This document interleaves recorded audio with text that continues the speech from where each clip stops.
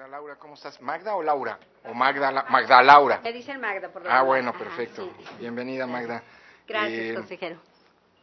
Nada, la idea es que tengamos una plática Uh-huh. que nos permita conocerte, conocer más de ti, particularmente qué aptitudes personales y profesionales tienes que para poder orientar nuestra discusión. Ya tenemos claridad de tu conocimiento en materia electoral, tenemos claridad también de tu capacidad, digamos, de reflexionar en torno a algún tema en las etapas del ensayo y después y primero todavía del examen. Así que aquí la idea es tener una plática de otra índole. Tenemos unos 20 minutos, vamos Muy bien. un poco, todavía unos minutos retrasados respecto a lo programado.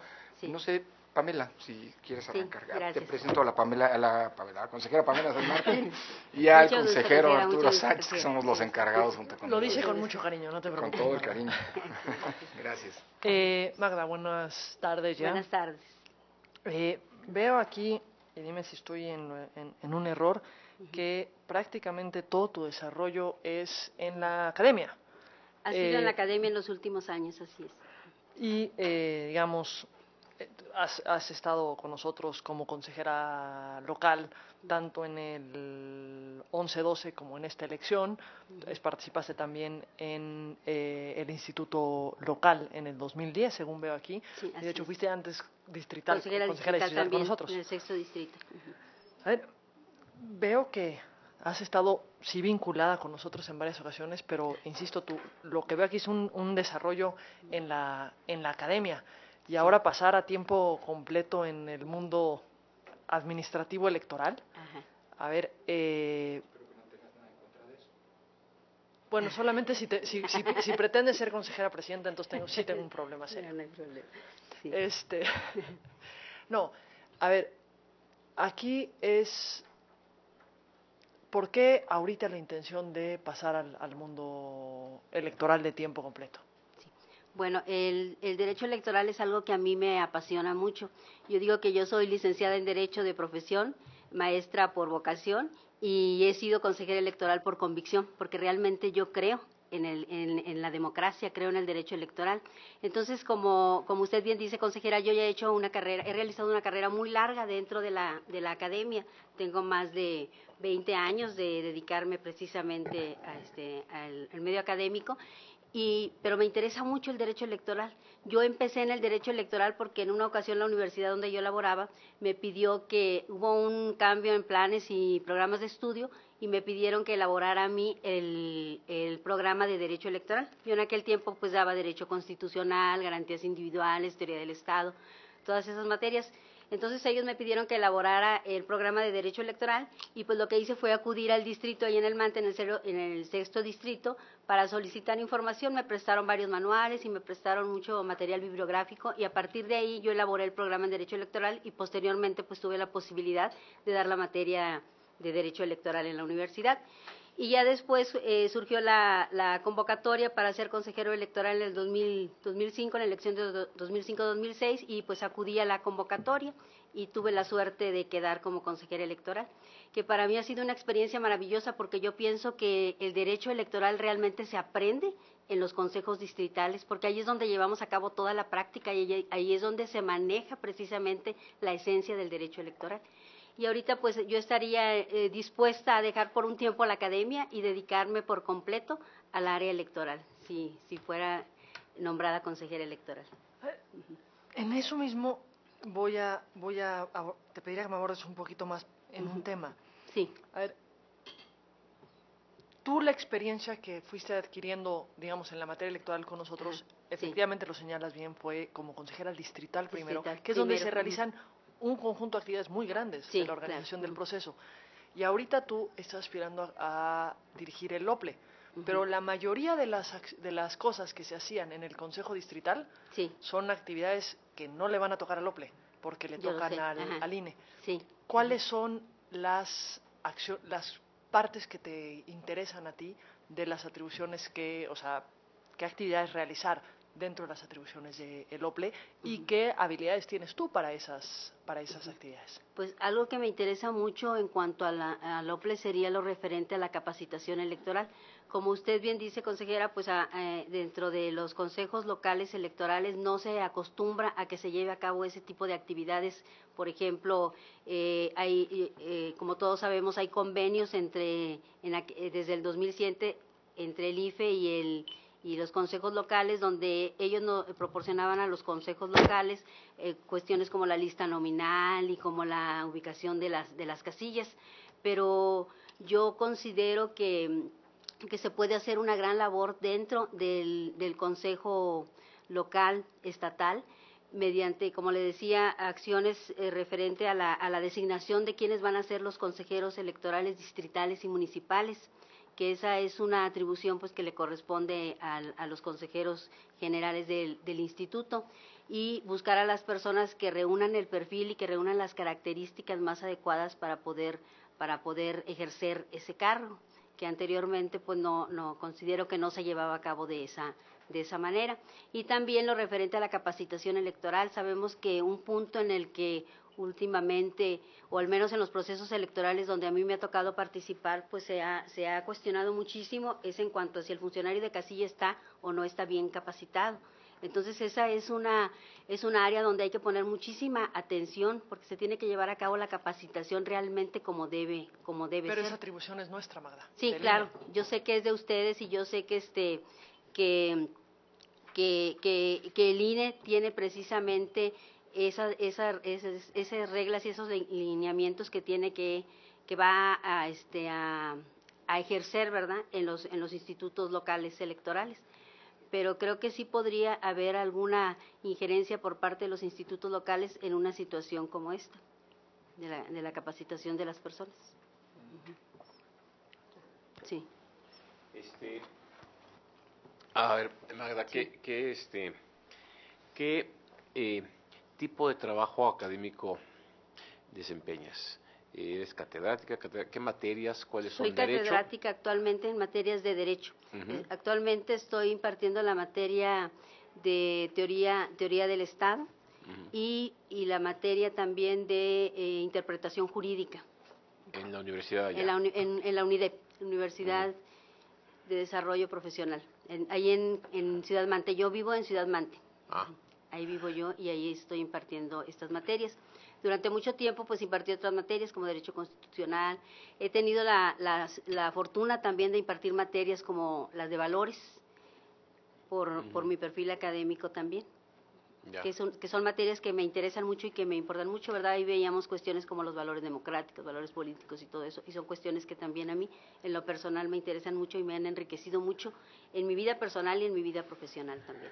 Oye, ya que has estado en tantas elecciones, sí, de una forma u otra, ¿en cuál de ellas tuviste el dilema más grande como consejera y cómo lo resolviste? Cuéntanos, ¿algún dilema, alguna situación en donde había que tomar una decisión y la cosa no estaba clara o había presiones políticas o de tus colegas, en fin? Sí, aquí en una situación que se presentó precisamente en la elección, en el proceso pasado 2011-2012, donde teníamos la presión para designar a los consejeros electorales de los distintos distritos en la entidad. Se presentaron más de 400 o aproximadamente 400 solicitudes de personas que querían aspirar a ser consejeros electorales, y nosotros teníamos por un lado la presión pues de los partidos políticos, la presión del tiempo de que tenía que ya estar la designación, y teníamos que verificar todos los expedientes de todas aquellas personas, ver quiénes cumplían con el perfil adecuado para ocupar ese cargo y quiénes también cumplían con los lineamientos que había señalado el INE para ocupar el cargo. Al final, pues, decidimos hacer a un lado alguna tarea. Por ejemplo, en aquella época recuerdo que hubo una reunión nacional de consejeras electorales, de mujeres consejeras, y algunas de nosotros no asistimos a la reunión porque teníamos que estar verificando los expedientes y tratar de elegir a las personas más idóneas para ese cargo, porque sabemos que era o al menos yo sé que es una responsabilidad muy grande el elegir a los consejeros distritales.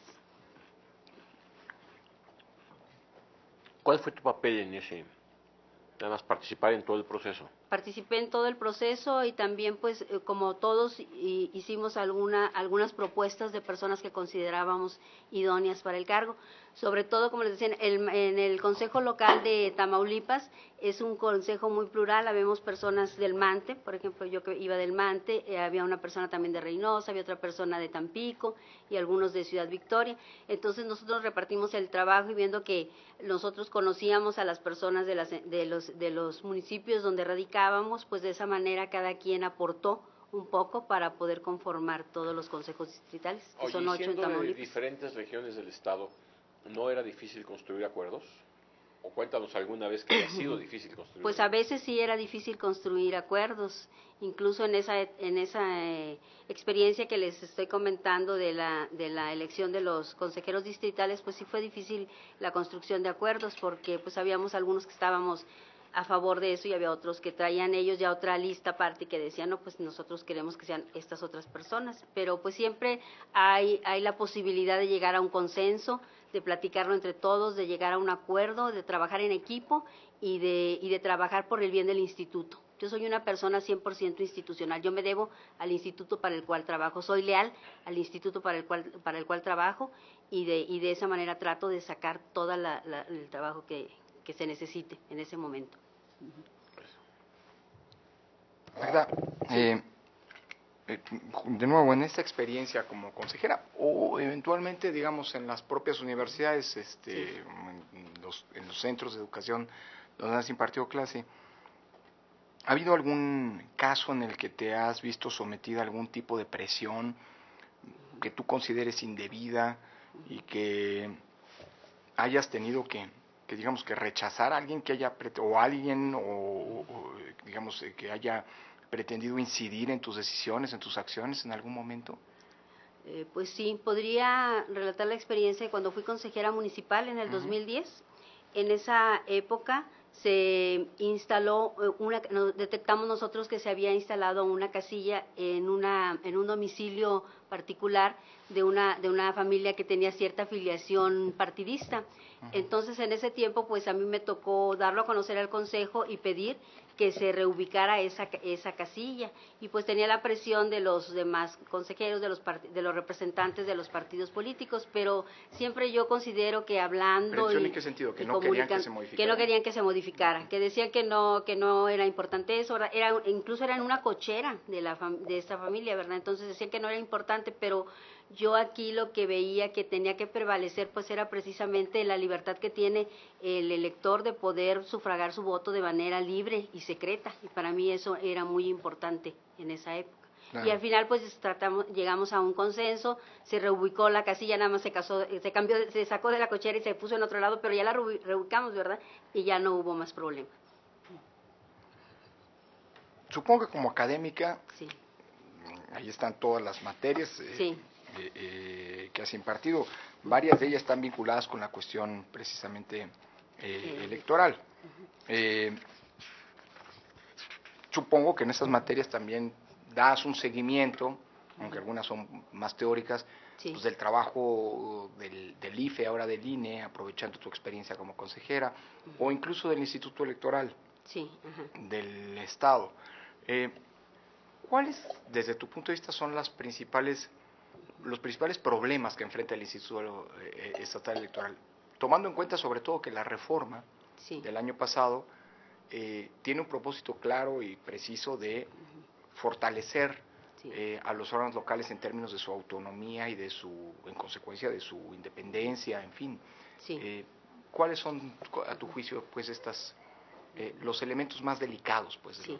Bueno, primeramente sí quisiera yo decir que efectivamente ha fortalecido mucho al instituto el hecho de que se haya quitado al Congreso del Estado la atribución para poder designar a los consejeros electorales. Esto ha sido fundamental en el instituto, porque, pues como sabemos, en los congresos de los estados siempre hay alguna mayoría de algún partido político, ¿verdad? Entonces, eso podría generar cierta incertidumbre en la ciudadanía en cuanto a la legalidad o la certeza con la que se están designando a estos consejeros electorales. Entonces, ese sería un punto muy importante. Y la pregunta era... ¿Cuáles son las grandes debilidades? Esta es una que me estás diciendo. Las grandes debilidades del instituto. Pues sería Pero esto ya lo resolvió la reforma, ¿verdad? Ajá, sí, eso ya se resolvió, gracias a Dios. Si llegas vas a tener que enfrentar algún tipo de problemas. Sí. ¿Cuáles son esos problemas desde tu punto de vista? Bueno, ahí en cuanto a la ley electoral del Estado, que no ha quedado clara algunas situaciones, por ejemplo, en cuanto en la elección a gobernador, que no ha quedado claro, creo que hay una impugnación al respecto. En cuanto a la elección al gobernador, si se puede llevar un recuento de votos, y también lo referente a la cuestión de del voto de los tamaulipecos en el extranjero, que tampoco fue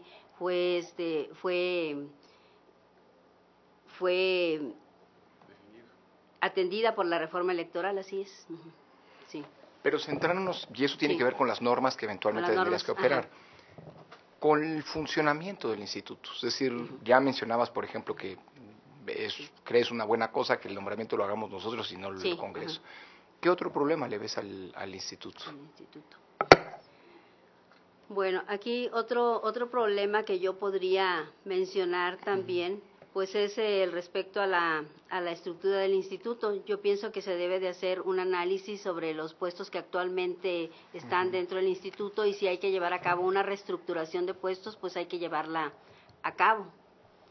Todo esto en aras de mejorar el funcionamiento del mismo instituto electoral. Estamos en cara a las elecciones del 2016 y es necesario pues ya contar con reglas claras, con lineamientos claros, con criterios claros y con una estructura firme dentro del mismo instituto electoral. Y esto sin ser yo consejera del Consejo Local, ¿verdad? Claro. Sí. ¿Cuál crees que tiene que ser la actitud del instituto en el trato con otras instancias del poder público local, el Congreso y el gobierno propiamente dicho, en relación con el tema presupuestario? Yo no tengo claro si en Tamaulipas hay un problema, digamos, de suficiencia presupuestaria o no, pero es algo que vemos en muchas otras entidades y que eventualmente es utilizado o puede ser utilizado como una manera de condicionar la autonomía del propio instituto. ¿Cuál crees que debe de ser? No te ha tocado nunca ningún ámbito, hasta donde entiendo, de decisión en este sentido. De ese sentido no, la verdad. Pero digamos, ¿cómo te imaginas defendiendo a la autonomía institucional en ese sentido? En tema de sus dineros. Pues yo creo que ahí debe de haber una actitud de respeto mutuo por ambas partes, tanto por un lado por el instituto y por el otro lado por el gobierno del Estado o las instancias correspondientes, una actitud de respeto y también pues una actitud de cumplimiento de la normatividad electoral, porque los recursos pues se tienen que dar y se tienen que dar porque estamos ya en cara a una elección para el próximo año, para el 2016. Entonces debe de haber un consenso entre el órgano electoral y también entre los órganos del gobierno para poder llegar a un acuerdo y que los recursos fluyan libremente para el instituto sin que esto pueda afectar la autonomía o la independencia del instituto o que éste deje de ser un árbitro imparcial en las elecciones. Correcto. Pues habría que seguir luchando por alcanzar esto, porque la ley es muy clara en cuanto a esto, ¿verdad? Se tiene que otorgar el financiamiento necesario para el Instituto Electoral, porque él tiene que realizar sus elecciones. O sea, sería un caos si no se llevara a cabo esto, porque que no se llevaran a cabo las elecciones en un año, pues sí, eso sería un escenario muy terrible para nuestro Estado. De acuerdo, nada más, perdón, y para terminar, siguiendo con lo que decía la consejera San Martín, ¿qué herramientas utilizarías? Porque el argumento me parece absolutamente compartible, pero ¿qué herramientas utilizarías en términos, digamos, si hay una reticencia para que esto ocurriera? O sea, ¿recurrirías al ámbito público? En fin, ¿qué harías? Pues probablemente sí se tendría que recurrir al ámbito público. O sea, primeramente llegar a un consenso dentro del mismo Consejo Electoral y si no se da, pues hay tribunales electorales, hay instancias a las cuales nosotros podemos recurrir para obtener los recursos necesarios para llevar a cabo nuestra tarea. Muy bien. Magda, pues muchísimas gracias. No, gracias a ustedes. Felicidades de nuevo por estar aquí y mucha suerte en lo que viene también. Muchas gracias y un gusto conocerlos. No, hombre, encantados. Gracias, Magda. Con permiso.